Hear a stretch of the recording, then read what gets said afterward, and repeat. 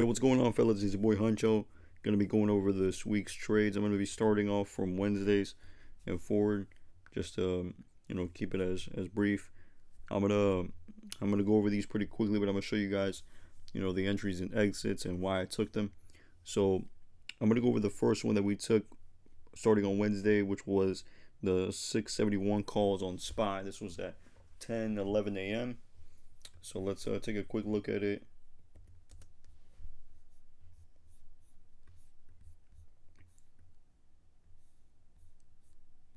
All right, here we go. All right, so on Wednesday we had this open run up. We had this pump at open, and obviously there was some entries that could have been, you know, there was some good entries that you could have grabbed some calls. We also we had a 660 right here, which was pre-market low that you could have grabbed the bottom at, and you would have risked you would have risked close under. You would have stopped out, but it was a very low risk entry right there. Another entry could have been above a VWAP, close above VWAP, could have got in, and I got in literally at the top calls, and I sold the pop. There was a resistance level around here, around 667 to 668.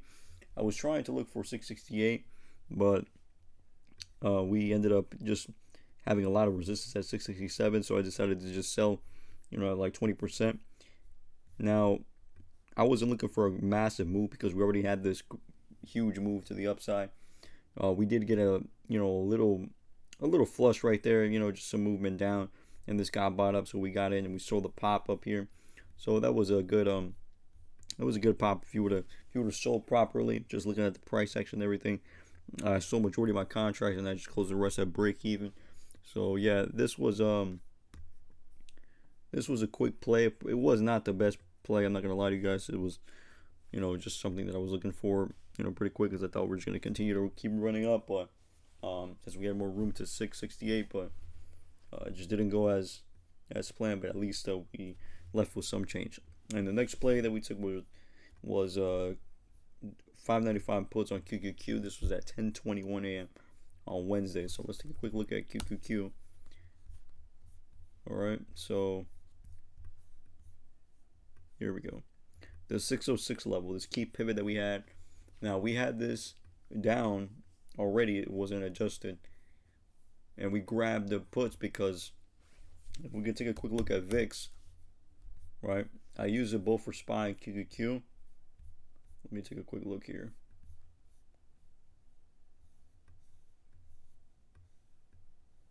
Here we go.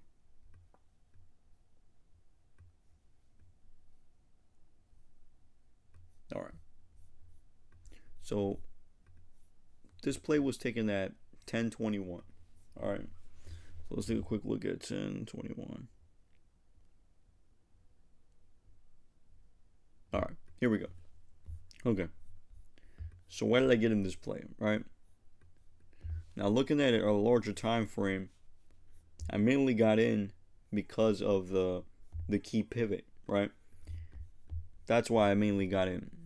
Now, afterwards, this was, playing out in our favor on VIX, because we completely we flipped here, and then we reclaimed that 2260. We started to run up, right? So we grabbed these puts off of our key pivot mainly, which was that 606 level right here. And we had this zone here. We had the 603 zone. And I was telling everybody, just watch for the zones, just get ready to start trimming here. And this ended up just flushing completely, so that was pretty nice. Well, where's Wednesday? Yeah. So it ended up flushing completely, so that was pretty nice. There was a lot of, a low volume right here. It was just kind of holding up, and I was a little bit, I was getting a little bit, nervous, and I was thinking like, man, it's gonna just pop up or whatever, start chopping. But we ended up making more newer lows, so I just ended up holding this play, and yeah, we flushed all the way down to 596. So that was pretty nice. This was a really good play. Right when we closed under the 90 EMA, we lost the zone. This zone was completely just done with, and yeah, that was how we played 595, the 595 puts on QQQ. All right, so this went over 200%. So this was a really good play. I chop majority like around 150%. Right after 100%, guys, I'm out majority of my position. So no need to just be greedy and just hold for looking for 500 percentage. Let the runners do that if you can, or just make sure you just stay green, right? So that was our Wednesday's plays, guys, and we're gonna look at Thursday. This was at 9:46, 239 IWM calls. All right, so let's take a quick look here. All right, Thursday. Okay.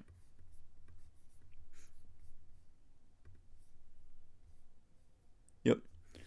All right. So we grabbed these right at the bottom here. This was at 9:46. Okay. So right here at 9:45, we grabbed this right here off of VWAP. Especially we had this 236 key pivot, and then these ran up all the way up to above 238, 39 key pivot, and we ended up selling like a majority. This one, these almost hit 100%. Oh yeah, they hit 120%. So yeah, I chopped majority around 94, 95%. So this was a great return. Now the big play of the day was the puts, of course, but we definitely were able to grab a bag to the upside on IWM off of this. Especially if you grab the bottom here on the key pivot. So it's just a quick bag, but over 100%. That was a pretty good return, and that was the only play I took on Thursday. I didn't trade. I didn't take anything to the downside. This was just a complete knife. I was done, made my bag, but yeah, this was a crazy day. If you took puts, definitely a bagger. Wherever you took, really. So that was IWM, fellas. Now I'm gonna go ahead and look at. This was Friday here. All right, so let's go ahead take a look at Friday. This was IWM. We took this was the 227 puts. 942. Let's take a quick look here. All right. Okay. Now I took these puts right here at the top of the key pivot. All right. Right here at the top near the key pivot. So I got in because of the pre-market high reject. Right. We were getting a lot of resistance there. So I got in puts, and then I chopped at like 25% around there. Yeah. So these hit, almost like 25%, 30% there.